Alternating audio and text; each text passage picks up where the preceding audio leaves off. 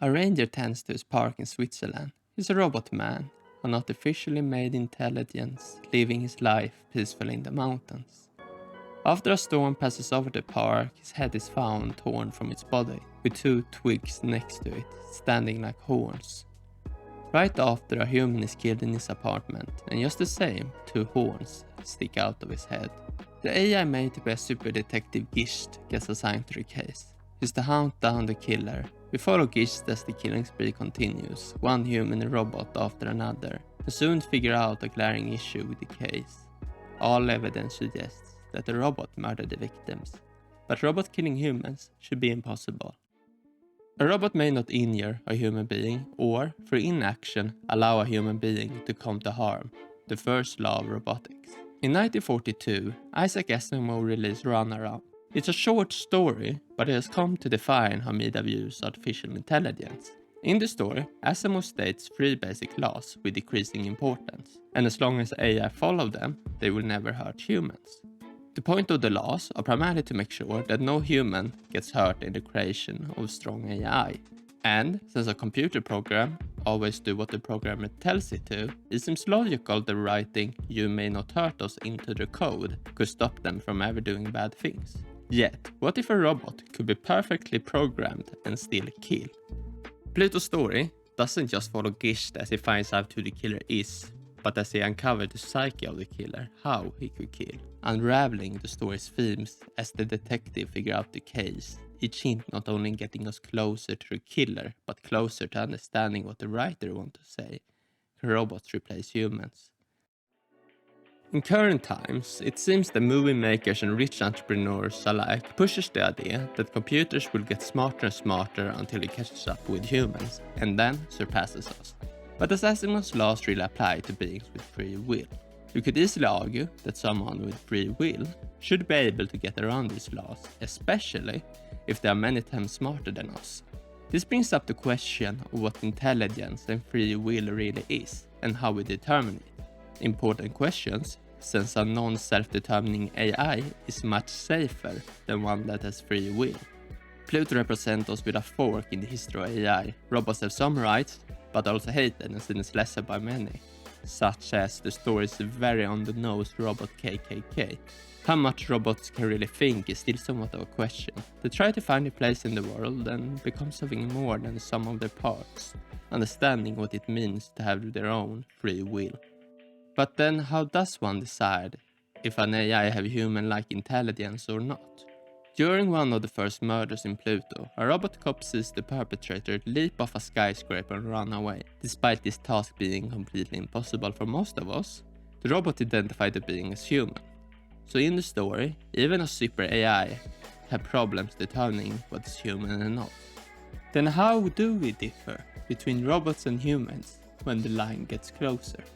Well, you probably can't, but one idea for judging a computer's capabilities is the Turing test proposed by Alan Turing, who understood the problem with asking if an AI is intelligent, namely that we don't know what intelligence is and therefore can't measure it.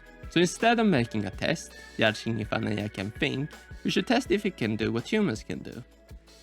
If the robot behaves like a human, and no distinction can be made by any person, then perhaps it should be considered intelligent. The original Turing test was a twist on a at the time popular party game called the Imitation Game. In Turing's example of the game, there is player A, a man, player B, a woman, and the interrogator with no specified gender. The interrogator will ask questions by paperslip or other means so that they cannot see or hear the players. His objective is to determine what player has what gender. Player A wins if the interrogator guesses wrong. He will probably tell lies, while player B will try to help the interrogator. Turing will replace player A, the one that is lying, with a computer and see if it could trick the interrogator. Can the machine trick the interrogator has now replaced the original question of can the machine think, and is a question that is easier to answer. This differs a bit from the modern understanding of the Turing test, which is mostly just can a robot convince a person it is not a robot. But the point is still the same, to see if a robot can do a very human thing, trick a human. But there also exist counter-arguments to a Turing idea of judging AI. One of the best examples of this is the Chinese room. Imagine you code an AI so it can take Chinese characters and in return output Chinese characters. You program it so well that it manages to pass the Turing test and no one can tell the difference between it and a human, or at least while you speak Chinese to it. Then we write a really long book where the entire code of the AI exists. You and that book are put in a room where you receive a piece of paper with Chinese characters for a slit in the door. You process the answer manually through your book and send it back on a piece of paper. Since the AI could pass the Turing test, so would you by answering the paper slips and running the program manually. Well, there's no difference between you and the computer since both are running the same program, and none will understand what they are writing back, unless you speak Chinese of course. So, the computer, despite passing the Turing test, doesn't really understand what it's saying and is therefore not a true strong AI.